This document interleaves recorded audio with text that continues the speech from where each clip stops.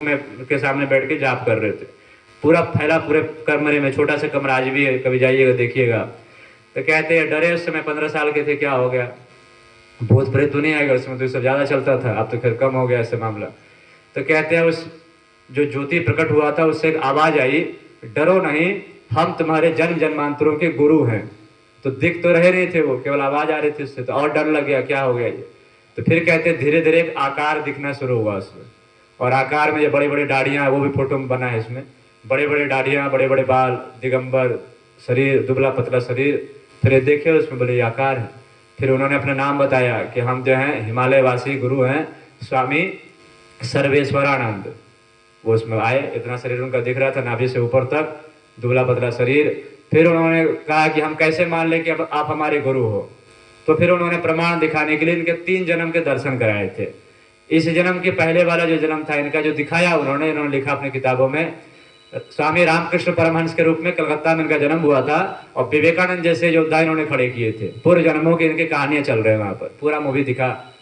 उसके बाद फिर इनका जन्म जो दिखाया गया है समर्थ गुरु रामदास का है, छत्रपति शिवाजी को जिन्होंने खड़ा किया था। और तीसरा जो जन्म दिखाया गया वो संत कबीर बनारस में जन्मे थे, 125 साल रहे, और हिंदू मुसलमान दोनों को लताड़ा, जो अंधविश्वासी से दोनों को दिया।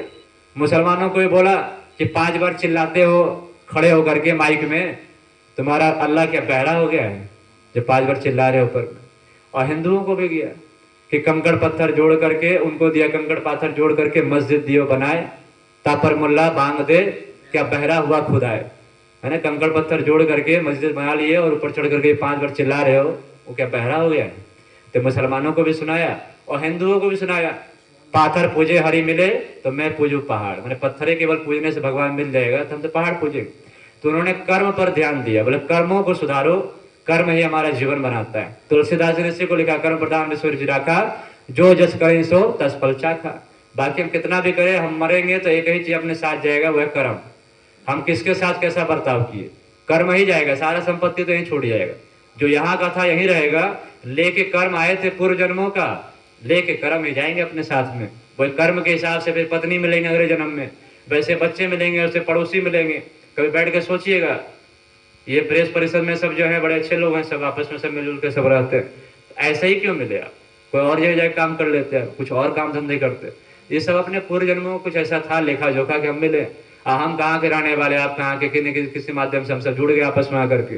ये सब कर्मों का खेल था, 5 ही दिन बैठ करके ये सब सुनना था, करना था। इसलिए कर्म पर ध्यान रखिए, कुछ भी करें तो कर्मों पर ध्यान रखिए। गीता में भगवान ने सिर्फ एक ही चीज पर जोर दिया, कर्म करो कर्म करो, कर्म की चिंता करो, फल की चिंता मत करो।